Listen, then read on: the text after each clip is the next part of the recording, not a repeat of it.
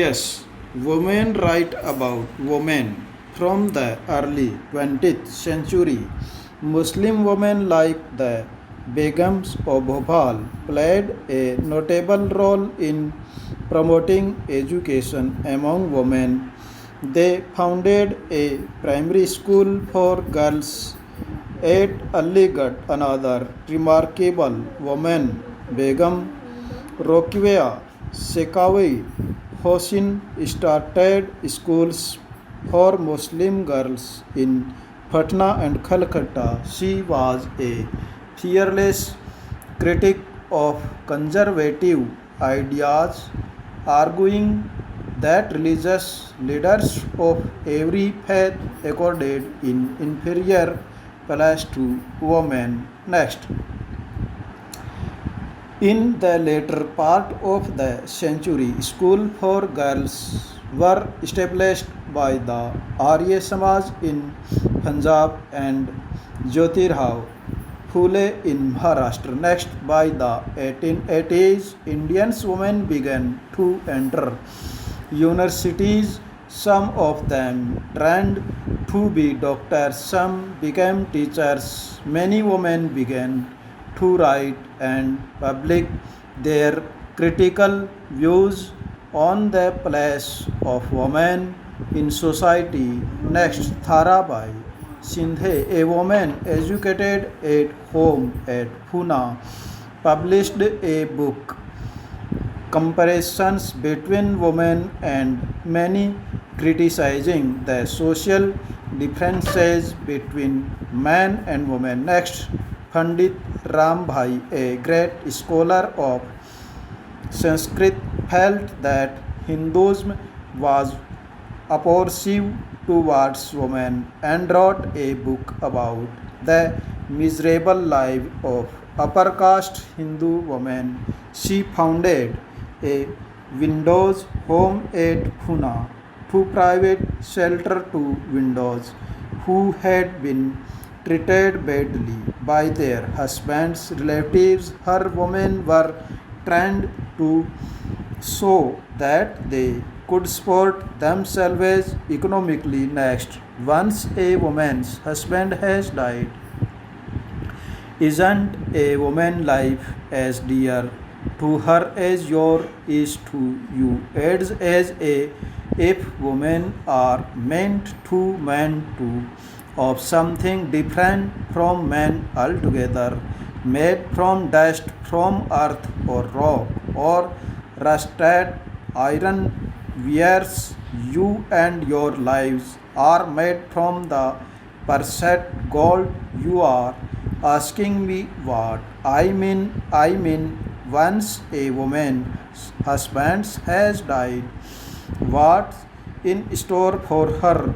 The barber comes to shave all the curls and hair off her head just to cool your eyes.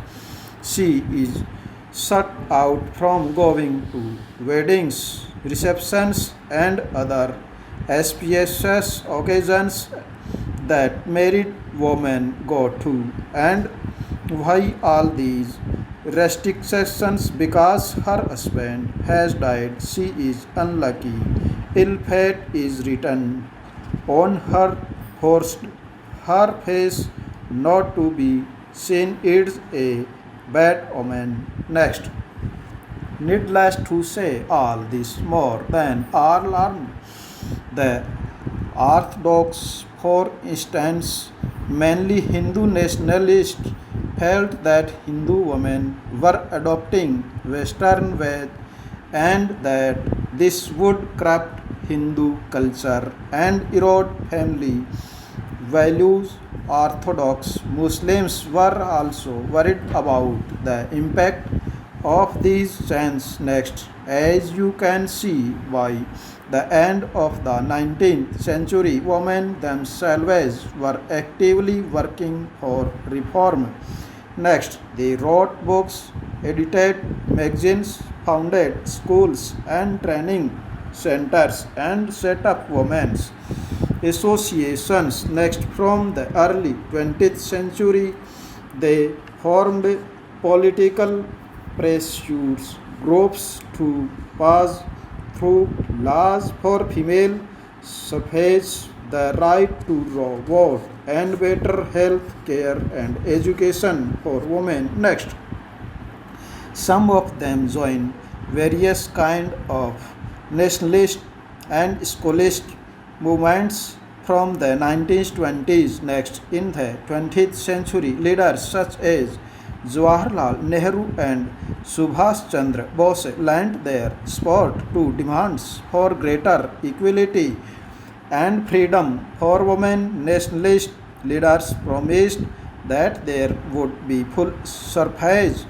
for all men and women after independence. However, till then they asked women to concentrate to on the anti-British struggle. Next, with the growth of women's organizations and writings on these issues, the momentum for reform gained strength. People challenged another established custom, that of child marriage. Next, there were a number of Indian legislators in the Central Legislative Assembly who vowed to make a law preventing child marriage. In 1929, the Child Marriage Restraint Act was passed without the kind of bitter debates and struggles that earlier laws had seen. Next, according to the Act, no man below